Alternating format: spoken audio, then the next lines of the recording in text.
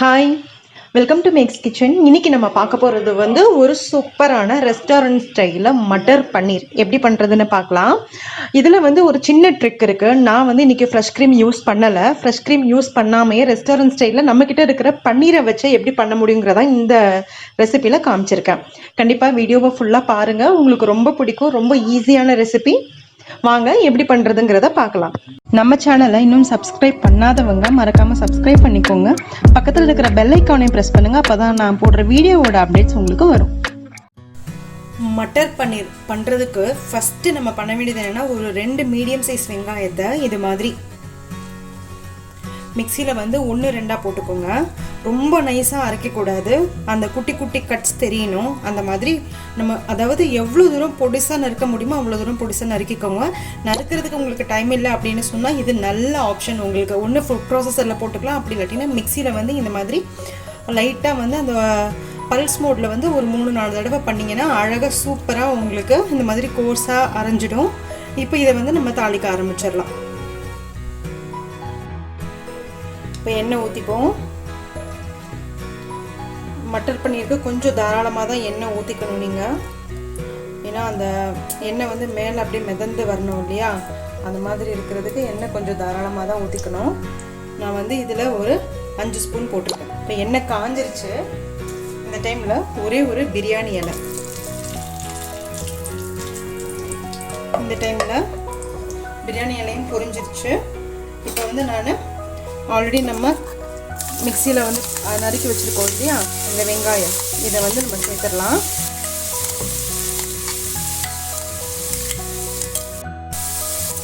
இப்போது இதை நல்லா வணக்கிப்போம். இந்த வெங்காயம் பச்சை வாடை போய் நல்ல ப்ரௌன் கலரில் மாறணும். அது முடிய மீடியம் ஃப்ளேமில் வச்சு வணக்கிக்கோங்க. ரொம்ப ஹை ஃப்ளேம். வெங்காயம் வதங்கிட்டுருக்கு. அந்த டைமில் ஒரு பாத்திரத்தில் ஹாட் வாட்டர் வச்சுருக்கேன், வெதுன்னு தண்ணி. அதில் இந்த பன்னீர் நான் க்யூபாக கட் பண்ணி வச்சுருக்கேன். அதை இதில் போட்டுடலாம். ஜஸ்ட்டு சாஃப்ட்னஸ் பண்ணுறதுக்காக பன்னீரை, அவ்வளோதான். இது ஒரு 5 நிமிஷம் இப்படியே இருக்கட்டும். அதுக்கப்புறமா நம்ம தண்ணியை வடித்து விட்டுடலாம். இது ரொம்ப வெது பார்த்தீங்கன்னா சூப்பராக வெங்காயம் வதங்கிடுச்சு. இந்த டைமில் இஞ்சி பூண்டு பேஸ்ட் நான் ஒரு 3/4 ஸ்பூன் சேர்த்துக்கிறேன். இதையும் போட்டு நல்லா வதக்கிடணும். இதுலேயும் இந்த ரா ஸ்மெல் போகணும். எப்படி உங்களுக்கு வெங்காயம் இஞ்சி பூண்டு வதங்கிடுச்சு அப்படின்னு சொல்லி தெரியும் அப்படின்னு சொல்லி பார்த்தா பாத்திரத்தில் லைட்டாக ஒட்ட ஆரம்பிக்கும். அதுதான் நமக்கு பதம். அப்போ இஞ்சி பூண்டு குக் ஆகிடுச்சுன்னு அர்த்தம். அடுத்து நம்ம மசாலா சேர்த்துடலாம். அடுத்த ஸ்டெப்பு பார்த்தீங்கன்னா தக்காளி நான் ஒரு 3 தக்காளி எடுத்திருக்கேன். 3 தக்காளியை நீங்கள் கட் பண்ணிவிட்டு மிக்சியில் சேர்த்து பியூரியாக பண்ணிக்கணும். இஞ்சி பூண்டு வதங்கிடுச்சு. இந்த டைமில் மிளகாத்தூள் சேர்த்துக்கலாம். மிளகாத்தூள் காஷ்மீரி சில்லி பவுடர். அப்படி காஷ்மீரி சில்லி பவுடர் உங்ககிட்ட இல்லை அப்படின்னு சொன்னால் நீங்கள் நார்மல் சில்லி பவுடர் கூட சேர்த்துக்கலாம். இது காஷ்மீரி சில்லி பவுடர் போடுறதுனால என்ன ஆகும்னா கலர் கொடுக்கும், அவ்வளோதான். மல்லித்தூள், அதுக்கப்புறமா கொஞ்சமாக மஞ்சள் தூள், கரம் மசாலா, அப்புறம் கடைங்களில் விற்கும் இல்லையா கிச்சன் கிங் மசாலான்னு சொல்லிட்டு, அந்த கிச்சன் கிங் மசாலா 1 ஸ்பூன் சேர்க்குறேன். இது நல்ல ஃப்ளேவர் கொடுக்கும். அப்புறம் மிளகுத்தூள்,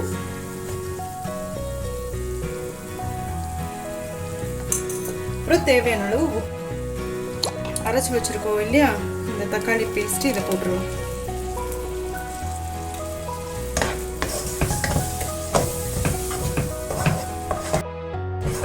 இது இன்னும் கொதிக்க நல்லா வரும்.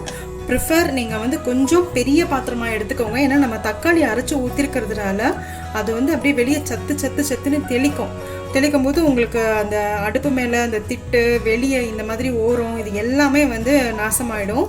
அதனால் கொஞ்சம் பெரிய பாத்திரமாக வைக்கும்போது நம்ம மூடி போட்டு செய்யும்போது உங்களுக்கு வெளியே எதுவுமே ஸ்ப்ளிட் ஆகாது.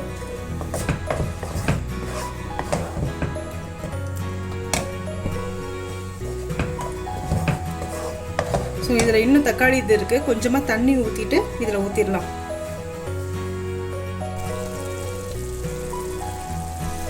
பாருங்கள் கிரேவி எவ்வளோ சூப்பராக எண்ணெய் மிதந்து சூப்பராக ரெடி ஆகிடுச்சுன்ட்டு. இப்போது இதில் ஒரு சின்ன ட்ரிக் இருக்குது. என்னென்னா, நம்ம இதில் ஃப்ரெஷ் க்ரீமும் ஊற்ற போகிறது கிடையாது. பட் ரெஸ்டாரண்ட் ஸ்டைல்லையே நம்ம பண்ண போகிறோம். அதுக்கு வந்து ஒரு சின்ன விஷயம் நம்ம பண்ண போகிறோம். அது என்னென்னு பார்த்தீங்கன்னா, அதுக்கு முன்னாடி ஃபஸ்ட்டு நம்ம சேனலை போய் சப்ஸ்கிரைப் பண்ணிவிடுங்க. அதுக்கப்புறமா வந்து கண்டினியூ பண்ணலாம். நம்ம இதில் இப்போ இந்த கடாயில் நான் ஆல்ரெடி பட்டாணி இருக்கு இல்லையா, பட்டாணி வந்து நான் தண்ணியில் போட்டு வச்சுருக்கேன். இது வந்து ஃப்ரோசன் பட்டாணி.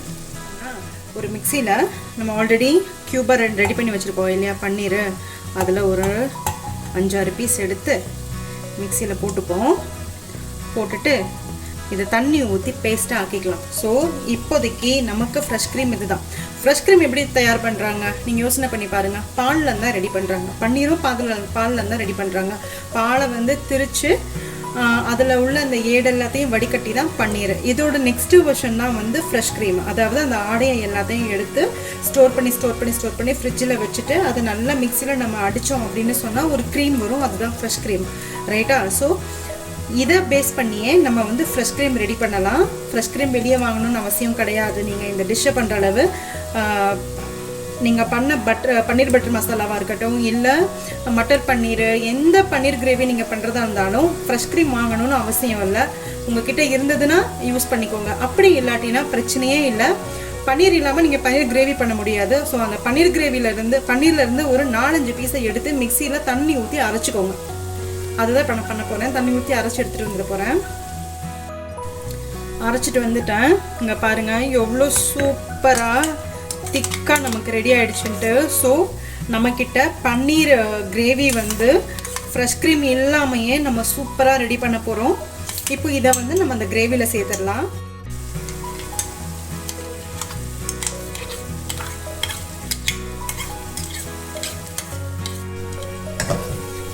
பாருங்கள் நான் சேர்த்துட்டேன். கொஞ்சோண்டு தண்ணி ஆட் பண்ணிக்கலாம். ஏன்னா நம்ம பட்டாணி வேற வேக வைக்கணும் இல்லையா. அது ஆல்ரெடி பச்சை பட்டாணி தான், இருந்தாலும் ஒரு 2-3 நிமிஷம் வேக வைக்கிறதுக்கு கொஞ்சமாக தண்ணி சேர்த்துக்கலாம். பாருங்கள் எவ்வளோ சூப்பராக அவ்வளோ அழகான கன்சிஸ்டன்சியில் ரெடி ஆகிடுச்சுன்ட்டு கிரேவி.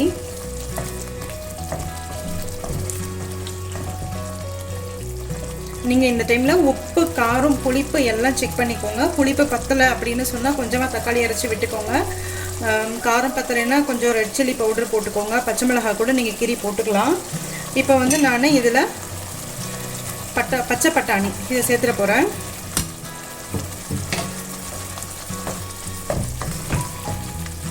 இது கொஞ்சம் வேகட்டும்.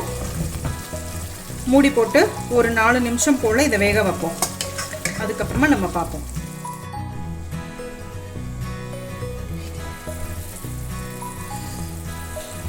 Super smell. இப்போவே பசி செம்மையாக இருக்குது. இப்போ பட்டாணி வெந்துடுச்சு. இந்த டைமில் நம்ம ஆல்ரெடி பன்னீர் ரெடி பண்ணி வச்சுருக்கோம் இல்லையா, அந்த பன்னீரையும் இதில் போட்டுடலாம்.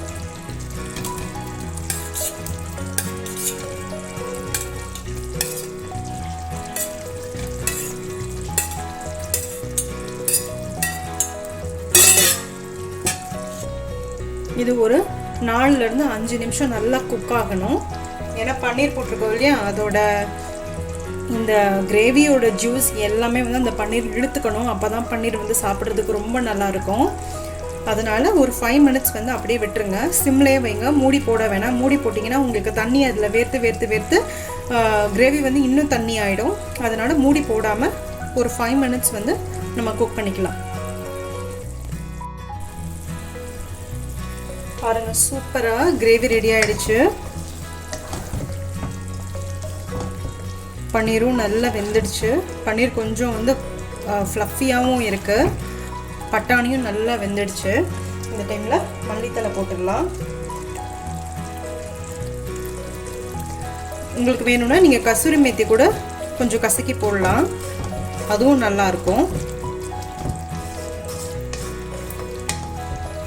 உங்களுக்கு ரொம்ப கரெக்டான அத்தன்டிக் டேஸ்ட் கிடைக்கும். இப்போ நம்ம கசூரி மேத்தி போட தான் போகிறேன். இது இல்லாட்டினா பிரச்சனையே இல்லை, அப்படியே நீங்கள் போடலாம், தப்பே கிடையாது. இது எக்ஸ்ட்ரா ஃப்ளேவர், அவ்வளோதான். பாருங்கள் எண்ணெய் மிதந்து அப்படி சூப்பராக ரெடி ஆயிடுச்சு கிரேவி. இவ்வளோதான். இது வந்து நானோட சப்பாத்தி, அப்புறம் வந்து குல்ச்சா, அதுக்கப்புறமா ஜீரா ரைஸ், புலாவ், என்ன புலாவாக இருந்தாலும் சரி, இல்லை கோகோனட் மில்க் ரைஸ், இது எதோடையும் இது சூப்பராக போகும். Matar paneer excellent dish. இது கண்டிப்பாக ட்ரை பண்ணி பாருங்கள். ட்ரை பண்ணிவிட்டு கண்டிப்பாக எனக்கு ஃபீட்பேக் நீங்கள் கமெண்ட்டில் எனக்கு கண்டிப்பாக கொடுங்க. உங்களுக்கு இந்த ட்ரிக் ரொம்ப பிடிச்சிருக்கும்னு நினைக்கிறேன். அந்த பன்னீரில் வந்து தண்ணியில் மிக்ஸ் பண்ணி நம்ம இந்த கிரேவியில் போட்டது ரொம்ப சூப்பராக ஒர்க் அவுட் ஆகும். ட்ரஸ்ட் மீ, ட்ரை பண்ணி பாருங்கள். மறக்காமல் நம்ம சேனலுக்கு சப்ஸ்கிரைப் பண்ணிக்கோங்க. இப்போ இதை நம்ம சர்வ் பண்ணிடலாம்.